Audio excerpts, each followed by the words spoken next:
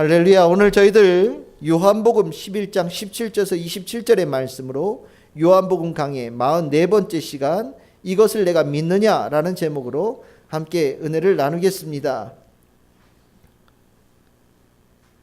우리가 가지고 있는 신앙이 반드시 통과해야 되는 그런 테스트의 과정이 있습니다. 누구나 통과해야 되는 겁니다.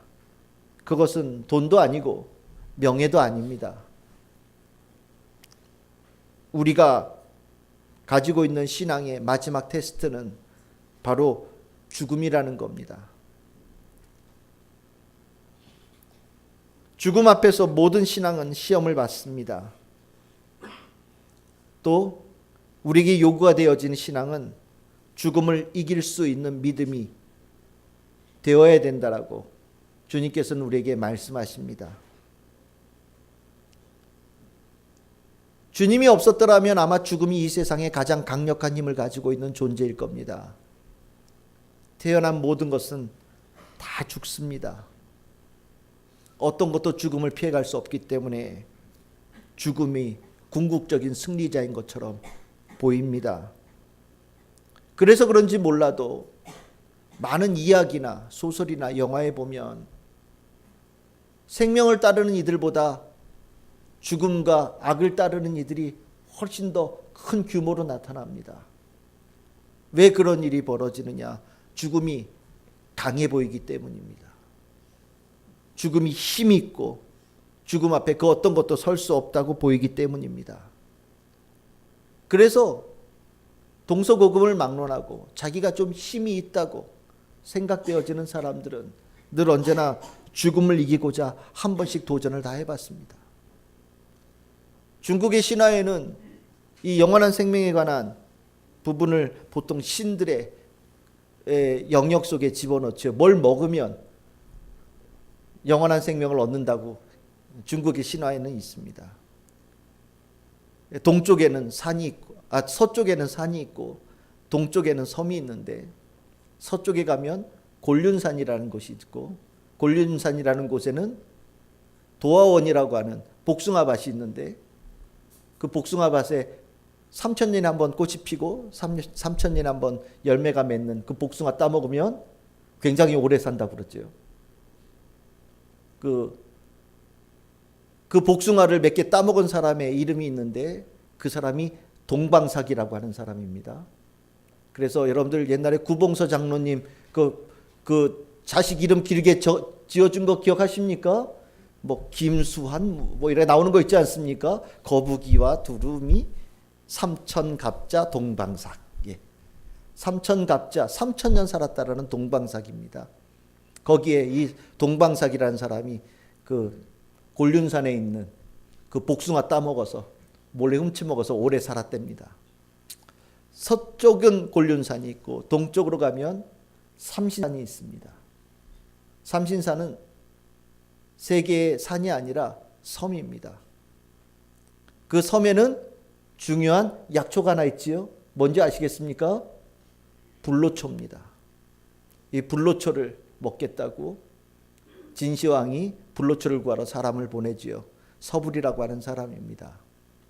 서불이라는 사람이 불로초 구하려고 배를 타고 우리 제주도 서귀포를 지나서 일본으로 갔다고 그러죠. 그래서 서귀포, 그 서귀포의 이름의 뜻이 뭐냐? 서불이라는 사람이 들렸던 판구다.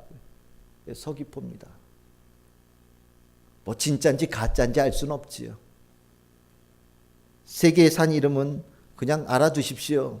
복례산이고 방장산이고 영주산인데 우리나라에도 이 세 개의 산을 빗대서 복례산은 금강산이고 방장산은 지리산이고 영주산은 한라산이다. 그래서 세 개의 산이 있다라고 얘기를 합니다. 여러분들 연못 같은 데 보면은 가운데 섬 하나씩 있지요? 섬에 봉우리가 몇 개겠습니까? 3개입니다. 왜 그러냐고요? 그게 삼신산이에요. 다들 죽음을 이기고 싶어서 좀 권력 가졌다 싶으면 곤륜산에 마음을 품었던 사람은 한나라의 무제라고 하는 사람이고 삼신산에 불로초 탐냈던 사람은 진나라 진시황입니다. 근데 다들 어땠습니까? 다 죽었죠. 죽음을 이기지를 못했어요. 죽음이 온 세계를 완전히 지배하고 있는 가장 강력한 힘인 것처럼 분명하게 보이고 또 그것이 증명되어졌습니다. 하지만 예수님께서는 이 절대 불변일 것 같은 이 죽음이 승리하는 패러다임을 깨뜨리는 권세를 가지고 계신 분이시고, 예수님은 나사로의 죽음을 하나님의 영광을 드러내는 것, 그 예수님의 본질의 영광을 드러내는 일로 규정하시면서 죽음의 권세로부터 생명의 권세로 세상을 바꾸어내는 귀한 시작으로 이 사건을 규정하셨습니다. 요한복음 11장 4절에 우리가 지난주에 말씀드렸지요. 예수께서 이 병은 죽을 병이 아니라 말씀하시고 하나님의 영광을 위하며 하나님의 아들이 이로 말미암아 영광을 받게 하려 함이라 라고 얘기하시면서 이 나사로의 죽음의 사건을 이 세상을 완전히 바꿔놓는 패러다임의 전환, 죽음이 승리하는 세상으로부터 생명이 승리하는 세상으로 바꿔놓는 귀한 사건으로 이 사건을 규정하셨습니다. 즉 하나님의 영광, 하나님의 뜻이 무엇이냐? 이 세상이 죽음 가운데 있는 그것으로부터 생명이 승리하는 세상으로 바꾸기를 원하시는 것이 하나님의 뜻이고, 그 일을 이 땅에 증명하러 오신 분이 바로 예수님이시라는 거지요. 요단강 동편에 있는 베다니에 계시던 예수님께서 요단강 서편에 있는 베다니로 가시는 과정 속에 우리 지난주 나누었듯이 사랑하는 마음으로 그것을 건너신 이유는 바로 이 패러다임을 뒤집기를 원하시는 마음으로 가신 것이고, 이 베다니는 예루살렘에서 본인이 그 일을 이루어 가시는 그 일의 시작을 여는 곳으로 베다니 그리고 나사로의 죽음의 그 사건을 주님께서 사용하기 시작하시고 그 일을 이루기 시작하시는 겁니다. 그래서 우리가 11장 23절에 보시면 예수께서 이르시되 내 오라비가 다시 살아나리라 라고 하는 이 선언은 생명이 이 땅에 모든 것에 가장 강력한 힘이 되어진다라는 것을 증명하는 선언이 되어집니다. 굉장히 중요한 선언이지요. 죽음은 끝이 났다라는 겁니다. 그래서 죽음 속에 숨죽여 두려워서 떨면서 죽음 앞에 순종하는 모습 살지 말라는 겁니다. 예수 믿지 않는 자는 죽음을 떠날 수 없기 때문에 누군가는 이렇게 얘기합니다. 죽음을 찬미하는 시도 적고 죽음을 찬미하는 노래도 부릅니다. 죽음에 대해서 내가 조금 잘 보이면 좀 잘 죽을 수 있을 것 같다는 생각이 들어서 죽음 앞에 자신의 머리를 조아리는 자도 있습니다. 하지만 하나님께서는 그 죽음 앞에 머리를 조아리고 그 앞에 두려워하고 떠는 그 우리 모든 인생들의 모습을 가장 불쌍하게 보신다라는 거예요. 그리고 주님께서는 죽음으로부터 벗어나는 인생, 생명의 능력으로 살아나는 인생, 이 세상이 생명의 진짜 궁극적인 승리라는 것을 나사로의 죽음에서 부활되어짐과 예수 그리스도의 부활을 통해서 증명하기를 원하셨다라는 겁니다. 그래서 이 23절의 선언은 25절에 예수님의 귀한 선언으로 이어지지요. 25절에 예수께서 이르시되 나는 부활이요 생명이다 라고 주님께서 선언하십니다. 에고 에이미, 예수님께서 자신의 정체를 드러내는 7개의 자기의 정체성을 드러내는 메시지 가운데 마지막 7번째의 메시지고 예수님의 본질을 드러내시는 가장 중요한 메시지이고 절정입니다. 예수님께서는 부활이고 생명이고 이것을 통하여서 모든 죽음을 이기는 존재이심을, 이제부터는 예수가 이 새로운 세상을 여신 분이시고 이 새로운 세상의 유일한 주권자가 되신다라는 이 선언을 예수님께서는 내 오라비가 다시 살아날 것이다라는 이 말씀과 더불어 나는 부활이요 생명이다라는 이 선언으로 주님께서는 이 세상에 예수의 승리의 말씀을 드러내기 시작하셨습니다. 중요한 겁니다. 우리는 생명의 주권 가운데 있는 그 은혜를 입은 성도들입니다. 여러분들 믿으시지요? 크리스찬들에게 죽음은 두려워할 모습도 아니고 따라가야 될 모습도 아니고 마음에 품어서도 안 되는 모습이에요. 제가 늘 얘기하잖아요. 정말 이해가 안 되는 거. 왜 온몸에다 해골바가지 그림 그린 거 왜 붙이고 다닙니까? 해골바가지가 제일 세 보이고 뿔 달린 사단마귀가 제일 세 보일지 모르지만 세상에선 그것이 멋있는 모습, 세련된 모습으로 그 모습을 생각할지 모르겠지만 내 안에 생명이 있는 사람은 죽음을 가까이 하지 않아요. 죽음을 내 옆에 두지 않습니다. 죽음을 사모하지도 않고 죽음의 상징을 멋있다고 생각하지 않습니다.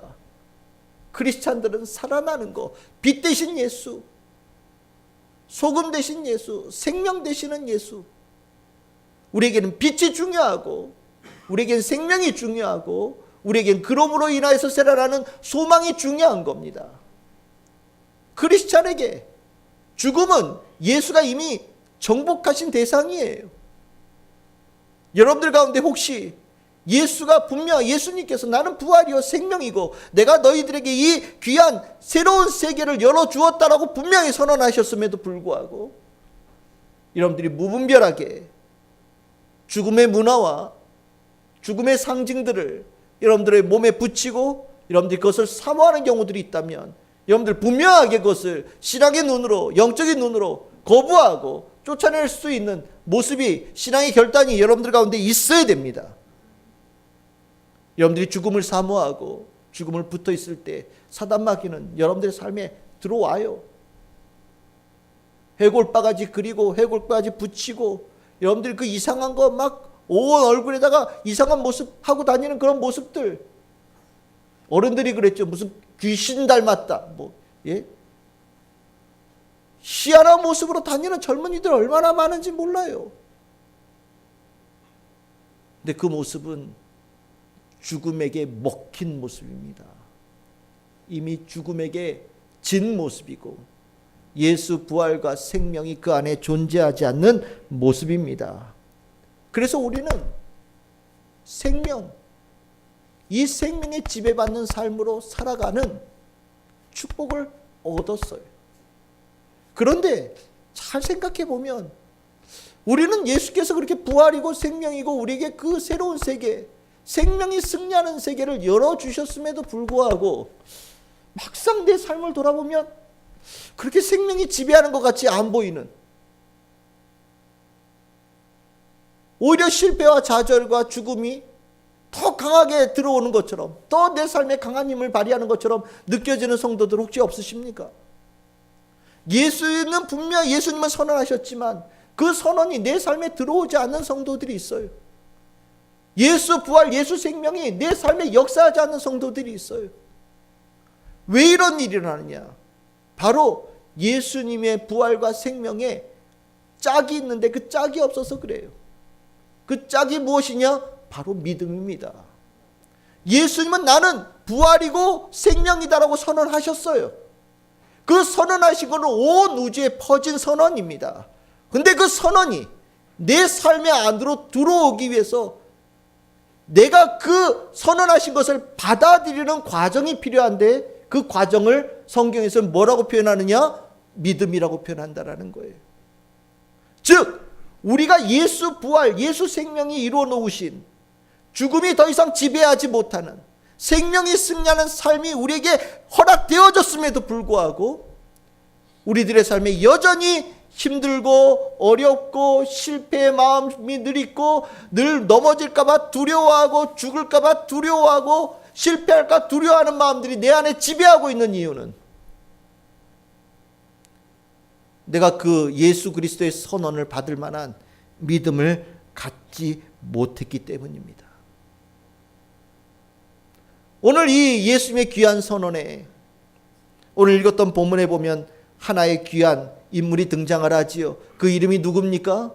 마르다라고 하는 존재입니다.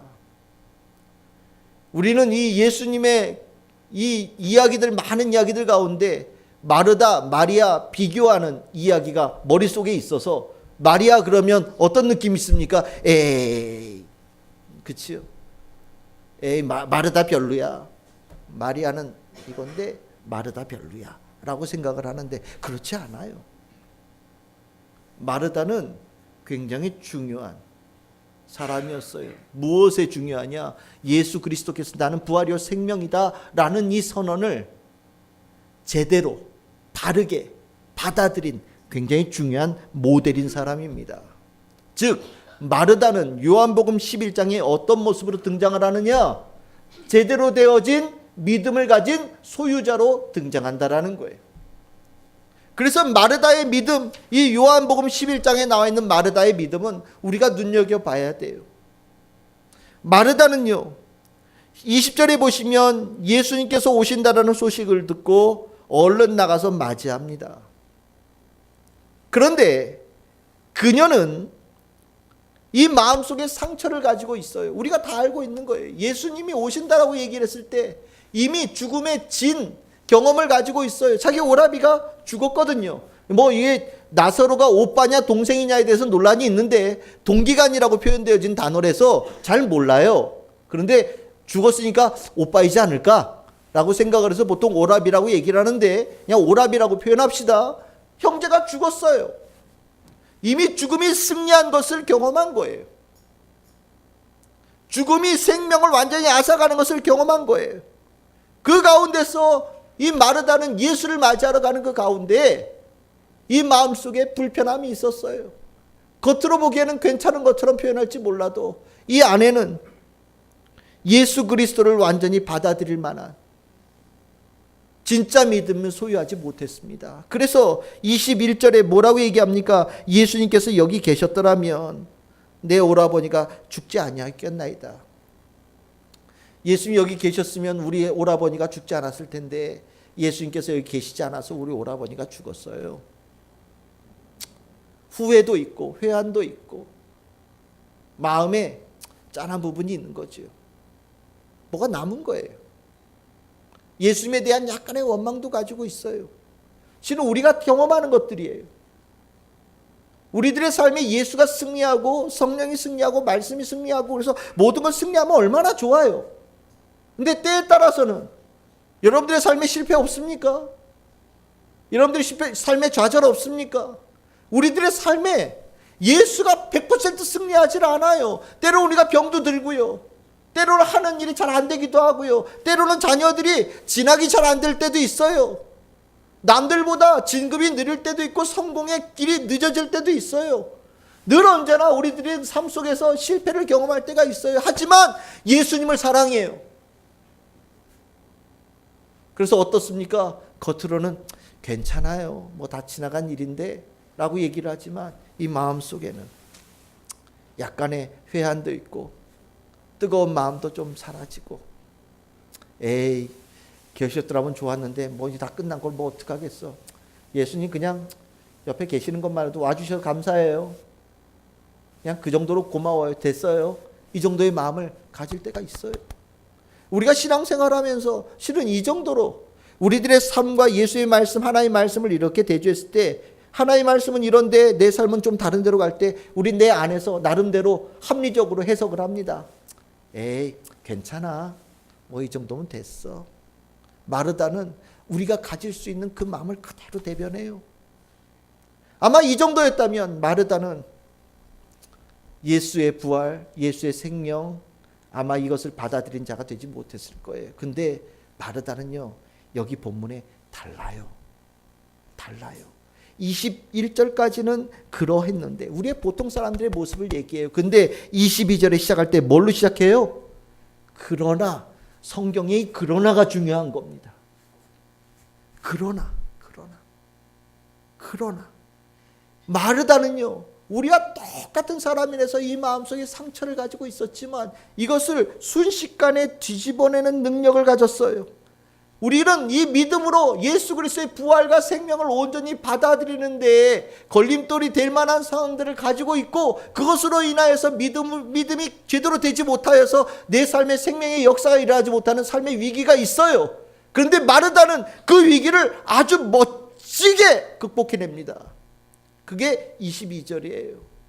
22절 굉장히 중요한 말씀이에요. 우리 다시 한번 같이 읽어봅시다. 11장 22절입니다. 시작.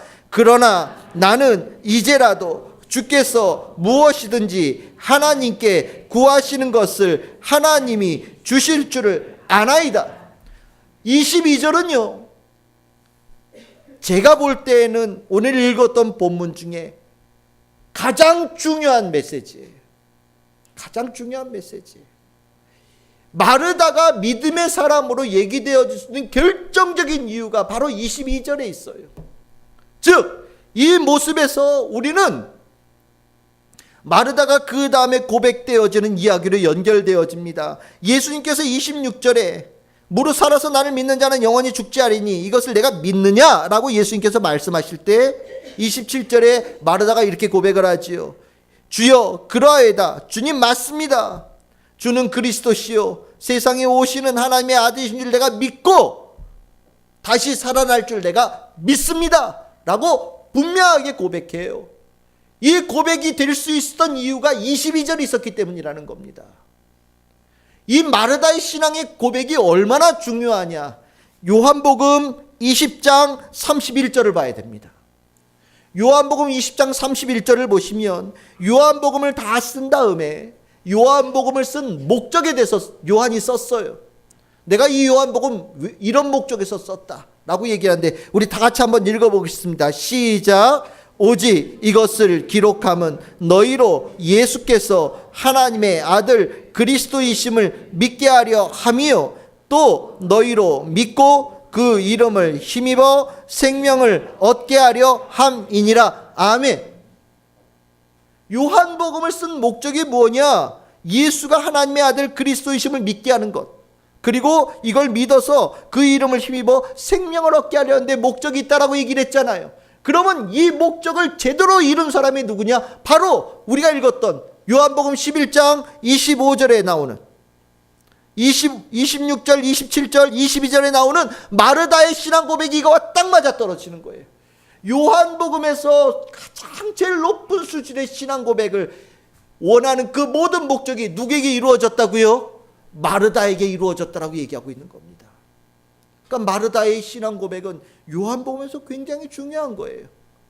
마태복음에서는 어떤 신앙 고백이 중요합니까? 베드로의 신앙 고백이 중요하죠. 마태복음 16장 16절 베드로가 뭐라고 얘기합니까? 세상 사람들이 날 누구라 하더냐? 그랬더니 베드로가 얘기합니다. 주는 그리스도시요 살아계신 하나님의 아들이시니이다. 마태복음 그러면 누구의 신앙 고백이요? 베드로의 신앙 고백 몇 장 몇 절이요?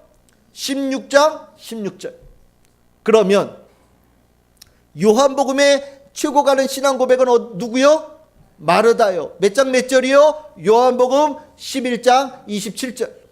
근데 27절이 되어지기 위해서 그 앞에 있었던 신앙의 모습은 어디서 시작되어져요? 11장 22절. 굉장히 중요한 거예요. 우리와 마르다 사이가 얼마 차이가 되지 않아요. 똑같은 것을 경험하고 똑같은 한계를 경험하고 때로는 실패와 좌절이 더 큰 힘을 발휘하는 경험들을 가져요. 하지만 22절에서 가졌던 마르다의 신앙의 고백은 우리의 그 한계, 우리가 그 조금 안 되는 부분을 완전하게 채워서 온전한 믿음으로 가게 만들어서 예수 그리스도의 부활하심, 예수 그리스도의 생명을 삶에 완전히 모셔드리게 되어지는 아주 중요한 신앙의 완성을 이루는 고백이라는 겁니다. 그러면 22절에 나온 그 마르다의 믿음의 중요한 점은 뭘까요? 첫 번째는 그러나에 있어요. 그러나. 왜 그러나냐? 여러분들 믿음의 세계는 언제부터 시작되어지냐면 나의 세계가 끝나고 나서 믿음의 세계가 시작되어집니다. 나의 생각, 나의 뜻, 내가 가지고 있는 계획, 내가 가지고 있는 욕망의 세계가 다 실패하고 이것으로 되지 않는다라는 것을 깨닫고 난 다음에서야 비로소 믿음의 세계가 열리기 시작해요. 그래서 나의 끝나는 그곳이 하나님의 시작이고 나의 끝나는 그곳이 예수님의 시작이고 내가 끝나는 그곳이 성령의 시작이고 내가 끝나는 그곳이 말씀의 시작이라고 얘기를 합니다. 그러나 이게 왜 중요하냐? 마르다 머릿속으로는 생각이 들어요. 뭐라고요? 예수님께서 며칠 전에만 오셨더라도 그러면 나을 수 있었을 것 같은데, 예수님께서 여기에 계셨더라면 오라버니의 병도 걸리지 않을 수 있고, 병이 걸렸어도 나을 수도 있고, 죽지 않을 수도 있었을 텐데, 머릿속으로 예수님께 사람을 보내서 당신이 사랑하는 나사로가 아프고 있어요 라고 보냈잖아요. 자기가 할 수 있는 걸 다 한 거예요. 죽어갈 때 가만히 있었겠어요? 약도 먹이고 의사도 부르고 할 수 있는 모든 것을 다 했겠지요. 근데 어떻게 됐어요? 나사로가 죽어버렸어요. 자기가 할 수 있는 아무 일도 없어요. 예수님을 내가 강제로 끌어올 수도 없어요. 내가 할 수 있는 거 다 끝났어요. 아유, 그랬으면 좋았을 텐데 라고 끝낸 거예요. 그런데 이 마르다는 자기가 끝난 다음에, 자기가 모든 것이 할 수 있는 것이 없어진 다음에, 그러나 주님께서는 할 수 있다라고, 그 다음에 믿음의 세계를 열기 시작했어요. 주님께 자기의 모든 것을 다 드리는 거예요. 신앙이라는 게 그런 겁니다. 나의 100%를 다 드려야 믿음의 삶이 시작되어지는 거예요. 예수님은 나에게 뭐가 되십니까? 왕이 되시지요. 예수님은 나의 무엇이 되십니까? 주님이 되십니다. 예수님께서 왕이 되시고 주인이 되어지신다는 것은 나의 모든 것의 소유자가 되신다는 거예요. 예수님께서 나를 강제적으로 가져가지 않으셔요. 예수님께서는 어떻게 되기를 원하시냐? 내가 스스로 나의 것을 주님께 100%를 올려드리기를 원하셔요. 내 힘으로는 아무것도 안 돼. 이거 아무것도 아니에요. 아무것도 해낼 수도 없어요. 죽음을 벗어날 수 있는 게 아무것도 없어요. 그래서 주님께 뭐라고 하냐? 별 볼 일 없는 거지만 주님, 이것을 주님께 올려드립니다 라고 얘기하는 거예요. 이게 믿음이에요. 이게 믿음의 세계의 시작입니다. 우리가 기도를 하면서 내 생각이 이렇게 될 것 같고 이렇게 될 것 같고, 하나님 제 생각 맞지요? 이렇게 해주세요. 이거 믿음 아니에요. 기도할 때 이렇게 가까이 들어보면 자기가 스토리 다 써요. 주님, 내년 2월에는 뭐가 있어야 되고요, 3월에는 뭐가 있어야 되고요, 이렇게 되어지고 저렇게 되어지고, 내년에 뭐 계획인데 이렇게 가야 되고 저렇게 가야 되고 저렇게 가야 되고, 그렇게 해주실 거죠? 저는 이게 제일 좋을 것 같아요. 기도 굉장히 오래 하지만 믿음 하나도 없는 기도입니다. 진짜 믿음의 기도는, 주님, 저는 아무 능력이 없어요. 주님께서 저의 삶에 주의 은혜를 내려주셔서 저의 모든 것을 주님께서 사용하셔서 주의 뜻대로 이루어가 주시옵소서. 이게 믿음의 기도예요. 마르다는 자기를 넘어서는 새로운 세계를 이끌어내는 아주 중요한 단어를 쓴 거예요. 그게 뭐라고요? 그러나라고 하는 단어예요. 여러분들에게 그 예수 그리스도의 부활과 생명이 여러분들의 삶에 완전히 지배하기 위해서는 믿음의 세계가 문이 열려야 돼요. 그러려면 여러분들이 가지고 있는 모든 것들을 주님께 올려드릴 수 있어야 됩니다. 주님을 100% 따르겠다는 결단이 있어야 돼요. 그렇게 따르기를 원합니다. 주님의 처분에 맡깁니다. 주님께서 가장 좋은 것으로 허락해 주시라고 믿습니다. 주님께서 주시는 것은 무엇이든지 따르겠습니다라는 결단이 여러분들 가운데 있어야 돼요. 이게 믿음이에요. 마르다는 이게 있었다라는 겁니다. 어렵다라고 얘기할지 모르지만 이 그러나의 신앙이 죽음을 이기는 생명의 권세의 축복을 누리는 문이 된다는 것을 여러분들이 확실하게 아시기를 바랍니다. 두 번째입니다. 두 번째는 여러분들 아까 읽었던 본문 마르다 22절에 나와 있는 단어 중에 이 단어입니다. 이제라도 라고 하는 단어입니다. 지금이라도 라는 뜻이에요. 믿음은요, 과거도 아니고 미래도 아니에요. 마르다가 얘기를 했죠. 예수님이 여기 계셨더라면 살아났을 거예요. 과거입니다. 예수님께서 내 오라버니가 다시 살아날 것이다 라고 얘기했더니 마르다 뭐라고 얘기를 합니까? 24절 이렇게 얘기합니다. 마지막 날 부활 때 다시 살아날 줄 제가 압니다 라고 얘기를 합니다. 마르다는 믿음을 가지고 있는 것처럼 보이는데 하나는 과거고 하나는 미래예요. 과거에 그랬으면 좋았을 텐데 안 계셔서 아유 아쉬워요. 근데 미래에 그런 일이 있을 거라고 생각되어집니다 라는 신앙을 가진 사람이에요. 그런데요, 마르다에게 아주 중요한 말이 하나가 툭 튀어나와요. 그게 뭐냐면 지금이라도, 이제부터 믿음은요, 과거도 아니고 미래도 아니에요. 믿음은 어디서 시작되어집니까? 바로 여기 현재 여기서 시작되어지는 겁니다. 주님 주실 줄 믿습니다. 10년 뒤에 주실 줄 믿습니다. 잘 되게 해주시라고 저는 기대합니다. 믿음인 것처럼 보이지만 아니에요. 진짜 믿음을 가졌다면 뭐라고 얘기합니까? 저는 믿습니다. 오늘 당장 이 자리에서 주께서 역사하실 줄 믿습니다. 주님의 그 능력이 이 자리에서 일어난다는 걸 내가 알아야 돼요. 우리가 기도하죠. 10년 뒤를 생각하면서 기도합니까? 아니에요. 그 믿음이 아니에요. 그 믿음이 있다면 왜 오늘을 위해서는 기도하지 못합니까? 왜 지금을 위해서는 기도하지 못합니까? 지금이 은혜 받을 만한 때입니다. 10년 뒤가 아니라 죽음이 가까이 왔을 때가 아니라 지금이에요. 지금. 제대로 된 믿음의 삶을 사는 사람들은 오늘 주시는 주의 말씀을 오늘 이 자리에서 붙잡아요. 아멘으로 딱 붙잡아서 내 안에 집어넣습니다. 근데 믿음이 없는 사람은 좋은 얘기야 기록해둬. 나중에 필요할 때가 있을 거야. 믿음 없는 거예요. 책에다 줄 치면 뭐합니까? 나중에 줄 친 것도 잊어버릴걸요. 제가 수업 시간에 학생들 막 열심히 써요. 그럼 제가 늘 하는 소리, 쓰지 마세요.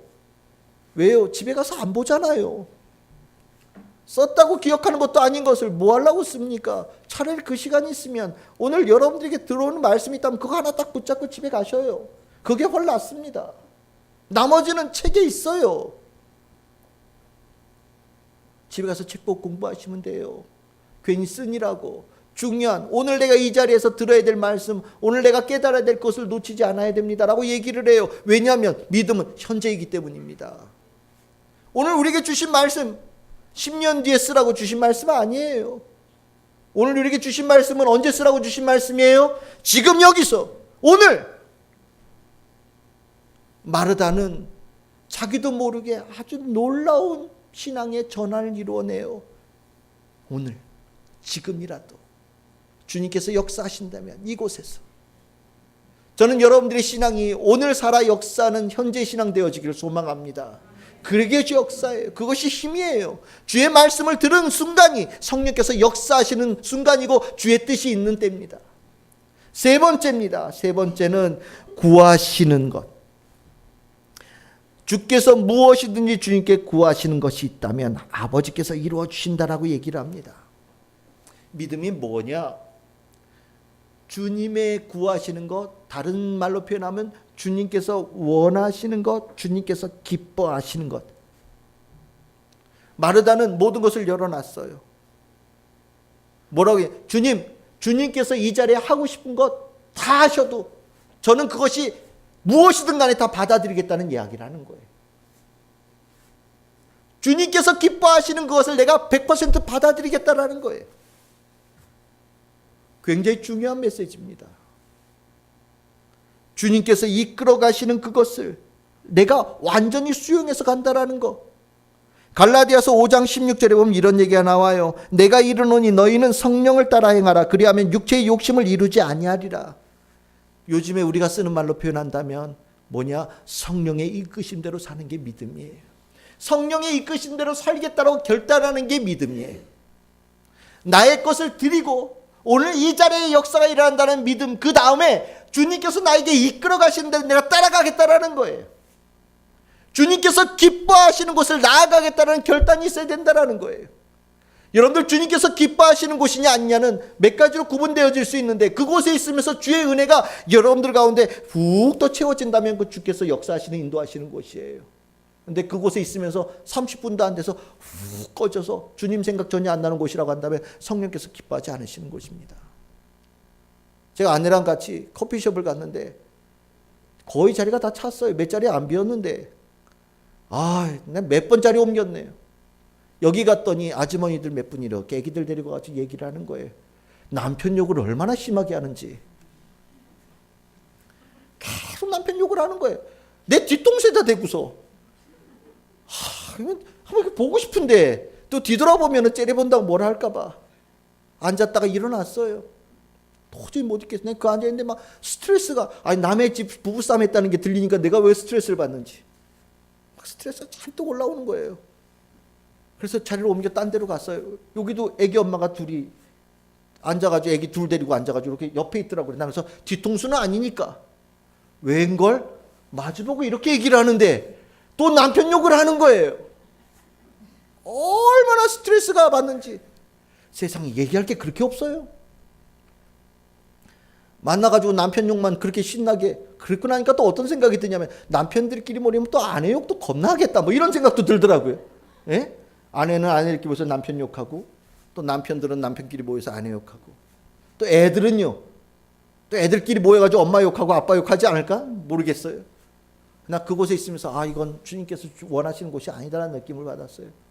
근데 때마침 저 구석에 정말 널찍한 자리에 자리가 딱 비는 거예요. 얼른 갔죠. 갔더니 얼마나 평안한지요. 싸우는 소리 안 들리고 분열하는 소리 안 들리고 미워하는 소리 안 들리고 아 맞아 이런 곳에 있어야 돼. 여러분들 사람들 모여서 무슨 얘기 하셔요? 만약에 여러분들 그런 얘기하면서 성령께서 주님의 생각이 이렇게 올라오지 않는다면 성령께서 인도하시는 것 아니에요. 피치 못해서 가는 경우들이 있죠. 사회생활 하다 보면 피치 못해서 가는 경우들이 있어요. 그것까지는 내 이해합시다. 그런데 이거는 조심하세요. 여러분들 그거 좋아해서 가면 안 됩니다.